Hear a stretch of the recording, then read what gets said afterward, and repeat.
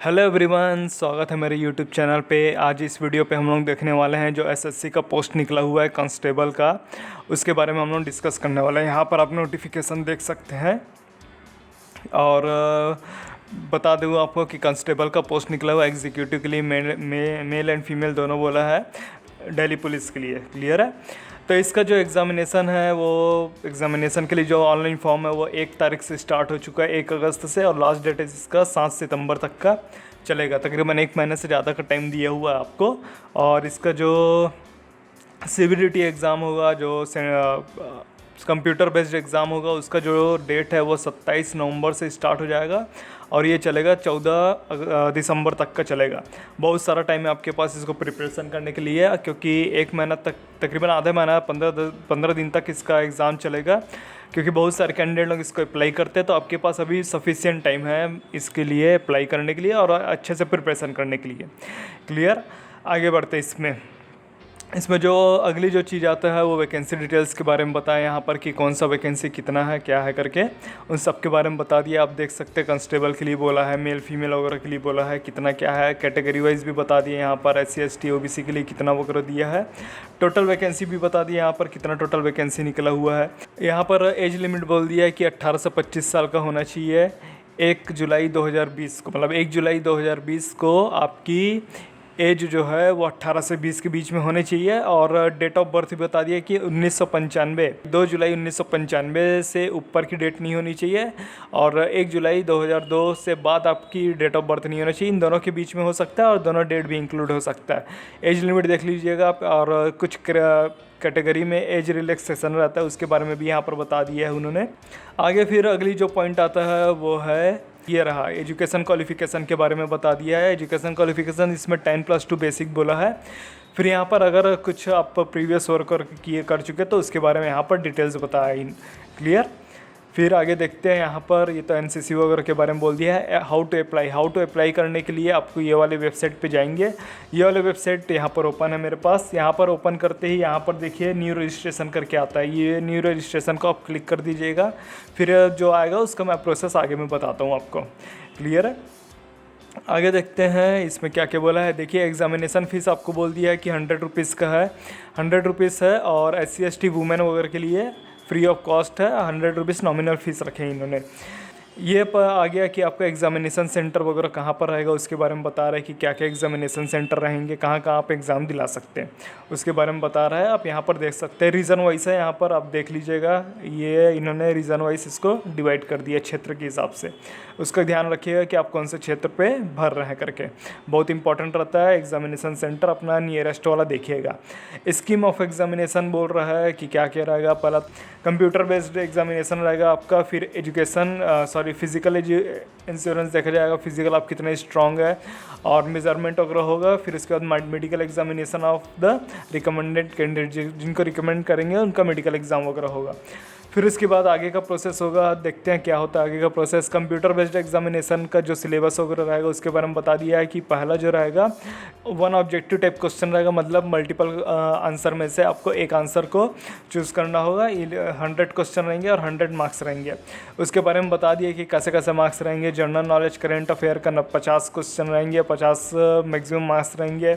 Reasoning के 25 question 25 marks के, numerical ability के 15 क्वेश्चन 15 मार्क्स के, और जो बेसिक कंप्यूटर है उसके बारे में 10 क्वेश्चन और 10 मार्क्स से रहेंगे। टोटल 90 मार्क्स टोटल टाइम रहेगा इसका। 90 मिनट में आपको इतने सारे क्वेश्चन अटेम्प्ट करने होंगे। क्लियर। इसमें और आगे बढ़ते हैं। यहाँ पर बता दिए कि निगेटिव मार्किंग भी रहेगा, 0.25 मार्क्स आपके कट जाएंगे। यहाँ पर सिलेबस के बारे में बता दिया है कि जनरल नॉलेज करंट अफेयर के लिए क्या क्या सिलेबस होगा, रीजनिंग में क्या पूछेंगे, न्यूमेरिकल एबिलिटी में आपसे क्या पूछा जाएगा, और जो बेसिक कंप्यूटर वगैरह रहता है उसके बारे में आपसे क्या पूछा जाएगा। फिर उसके बाद आता है फिजिकल इंश्योरेंस और मेडिकल वगैरह जो रहेगा आपका, मेजरमेंट टेस्ट वगैरह के बारे में पूछ रहा है। मेल कैंडिडेट के लिए यहाँ पर बता दिया है कि आपको 1600 मीटर 6 मिनट में दौड़ना है, ऐसा ऐसा करके जो भी है आप देख लीजिएगा, यहाँ पर देख सकते हैं। ठीक है, कि वो क्राइटेरिया दे देता है कि इतने मिनट में इतने मीटर की लॉन्ग डिस्टेंस आपको कवर करनी होगी। यहाँ पर मेल कैंडिडेट के बारे में बता रहा है, उसका मेजरमेंट बता रहा है, हाइट वगैरह कितनी होनी चाहिए और चेस्ट वगैरह कितना होना चाहिए। यहाँ पर फीमेल कैंडिडेट के बारे में बता रहा है कि फीमेल कैंडिडेट को कितना मीटर कितने मिनट में दौड़ना होगा, लॉन्ग जंप और हाई जंप कितना करना क्या होगा, उसके बारे में यहाँ पर डिटेल्स बताई जा रही है। आगे बढ़ते हैं हम लोग। Standard of physical measurement of female के लिए जो स्टैंडर्ड फिजिकल मेंटेन मेजरमेंट रहेगा उसके बारे में यहाँ पर बता रहा है कि इतना हाइट वगैरह होगा क्या होगा करके। ठीक है, यहाँ पर मेडिकल स्टैंडर्ड के बारे में भी बता दिया गया है कि क्या आपका मेडिकल स्टैंडर्ड वगैरह रहेगा। फिर यहाँ पर हम लोग आगे बढ़ते हैं। ओरिजिनल फ़ोटो आईडी वगैरह पूछ रहा है, यहाँ पर बेसिक आप आधार कार्ड दे दीजिएगा, सब चीज़ हो जाएगा। और फिर इसके बाद डॉक्यूमेंट वेरिफिकेशन के बारे में पूछ रहा है, तो यहाँ पर मेट्रिकुलेशन सेकेंडरी सर्टिफिकेट जो आपका 12th का है 10th का है उसके बारे में बताइएगा। और प्लस अपना जो अगर आपका कास्ट वगैरह वाले हैं OBC SC ST के हैं उसके बारे में बताइएगा। और इसमें कुछ फॉर्मेट दिया हुआ है उसके बारे में मैं आपको आगे बताता हूँ। क्लियर, आगे बढ़ते हैं। फिर मोड ऑफ सिलेक्शन बोल रहा है आपका कैसे कैसा सिलेक्शन होगा, तो पहले बता चुका, पहले आपका टेस्ट होगा फिर फिजिकल होगा। जो टेस्ट होगा वो हिंदी इंग्लिश 2 ही लैंग्वेज पे होगा। और फिर यहाँ पर कुछ और बोल दिया, candidates belong mention cut off वगैरह के बारे में बता दिया यहाँ पर कितने क्या कट ऑफ होंगे करके। और फिर इसमें आगे बताया है कि टाई वगैरह हो जाता है 2 कैंडिडेट के बीच में तो उसमें क्या होगा उसके बारे में बता दिया है। ये तो फिर जनरली इन्फॉर्मेशन है आपका। अगला जो पॉइंट आता है ये देखिए यहाँ पर कि ऑनलाइन फिल, पहला पॉइंट जो बता रहा है कि ऑनलाइन फॉर्म फिल कैसे करना है। पहले तो आपको रजिस्ट्रेशन करना पड़ेगा। रजिस्ट्रेशन का मैं आपको बता दें कि यहाँ पर क्लिक करते एक विंडो ओपन होगा, उसके बारे में आगे बताता हूँ आगे कैसे होगा। फिर यहाँ पर आपका बेसिक इन्फॉर्मेशन वगैरह फिल करना पड़ेगा आपको। जब आप ओपन करते हैं, जब ये वाला रजिस्ट्रेशन वाला ओपन करते हैं तब आपको ये वाला विंडो ओपन होता है। यहाँ पर आधार कार्ड के लिए पूछ रहा है, आधार कार्ड अपना एंटर कर लीजिएगा। आधार कार्ड नहीं तो उसके अलावा भी दूसरा चीज़ है, ड्राइविंग लाइसेंस, पैन कार्ड वगैरह मेंशन कर सकते हैं, वोटर ID वगैरह मेंशन कर सकते हैं। नेम वगैरह लिखिएगा, वेरीफाई करिएगा। यहाँ पर कभी नेम वगैरह चेंज करवाए हैं क्या उसके बारे में पूछ रहा है, मतलब फीमेल कैंडिडेट शादी के बाद नेम चेंज कराती है वो सब चीज़ के बारे में आप पूछ रहा है। ठीक है, तो यहाँ फादर नेम वगैरह डाल के आगे बढ़ते हैं। आप यहाँ पर वेरीफाई मदर नेम वगैरह करेंगे और डेट ऑफ बर्थ को वेरीफाई करेंगे अपना। जी देखिए यहाँ पर 10th क्लास के बारे में बोल रहा है कि आप एजुकेशन कौन से बोर्ड से पास किए हैं, फिर उसका नंबर भी डालना पड़ेगा, फिर उसको वेरीफाई करना पड़ेगा। मतलब वेरीफाई इसलिए बोलते हैं कि कहीं मिस्टेक मत हो जाए उसके बारे में, इसलिए आपसे पूछता है वो। क्लियर, ईयर ऑफ पासिंग के बारे में पूछ रहा है कि आप कब ने पास किया 10th क्लास, जेंडर क्या है आपका, फिर उसके बाद एजुकेशन क्वालिफिकेशन के बारे में पूछ रहा है कि हाईएस्ट एजुकेशन आपका कितना गया है। मोबाइल नंबर बोल रहा है, मोबाइल नंबर और ईमेल आईडी अच्छे से डालिएगा, आपके में दोनों में अलग अलग OTP आएगा।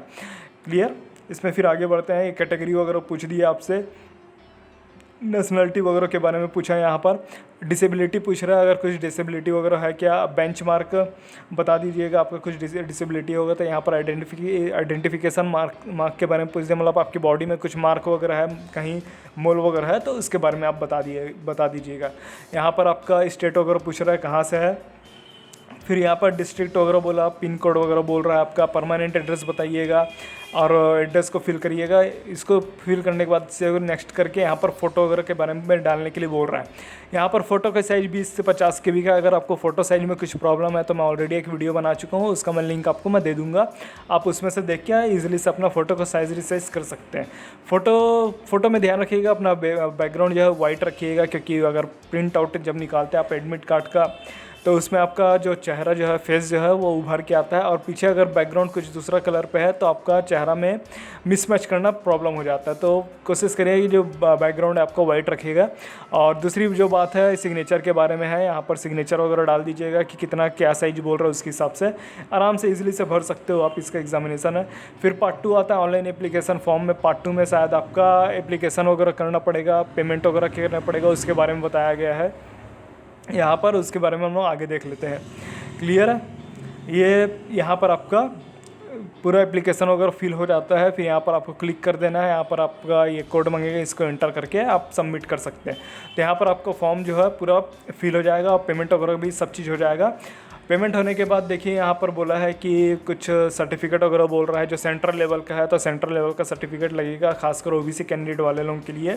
देखिए OBC वाले स्टेट गवर्नमेंट स्टेट से अपना अप्रूव कराते हैं OBC के लिए, तो उसका अलग फॉर्मेट रहता है, लेकिन सेंट्रल से करवाते हैं तो उसका अलग फॉर्मेट रहता है। ये सेंट्रल का एग्ज़ाम है तो सेंट्रल के लिए आप ये वाला जो फॉर्मेट दिया है इन्होंने, उसको आप फिल करिएगा। फिल करने के बाद तहसील ले जाइएगा, वहाँ से इसको वेरीफाई करा के आप ये वाला अप्लाई करेंगे। ठीक है, तब आपका मान्य रहेगा ओबीसी के लिए। बाकी तो सब चीज़ एज इट इज़ है, आराम से आप इसको फिल कर सकते हैं। यहाँ पर बेसिक मैं आपको बता दिया हूँ कि नोटिफिकेशन कैसा है क्या है, और वीडियो ज़्यादा लंबा ना हो करके मैं थोड़ा और शॉर्ट में बता देता हूँ कि इसका डेट वगैरह देख लीजिए। यहाँ पर 27 नवंबर से स्टार्ट है इसका एग्ज़ाम, आपके पास बहुत टाइम है, आराम से इसको क्लियर कर सकते हैं। तो आई होप यू गाइस कि आपको समझ में आ गया होगा, कि बेसिक इन्फॉर्मेशन आपको मिल गया होगा कि कैसे क्या फिल करना है, और नोटिफिकेशन के बारे में भी मिल गया होगा आपको कि इसमें कैसे वर्क वगैरह करना है। तो मैं आपको अगले वीडियो पे मिलता हूँ। अगर वीडियो अच्छा लगा तो आप दूसरे को भी शेयर करिएगा, अपने फ्रेंड्स वगैरह को भी, और चैनल को सब्सक्राइब कर दीजिएगा, बेल आइकन हिट कर दीजिएगा, जिससे आपको जो भी वीडियो मैं अपलोड करूँ उसके बारे में नोटिफिकेशन मिलता रहे। कुछ प्रॉब्लम वगैरह है आपको तो आप कमेंट करके आप मुझसे पूछ सकते हैं, कोशिश करूँगा आपके कमेंट का रिप्लाई करने का। Thank you guys, thanks for watching. मिलता हूँ मैं आपसे नेक्स्ट वीडियो पे। Okay, thank you.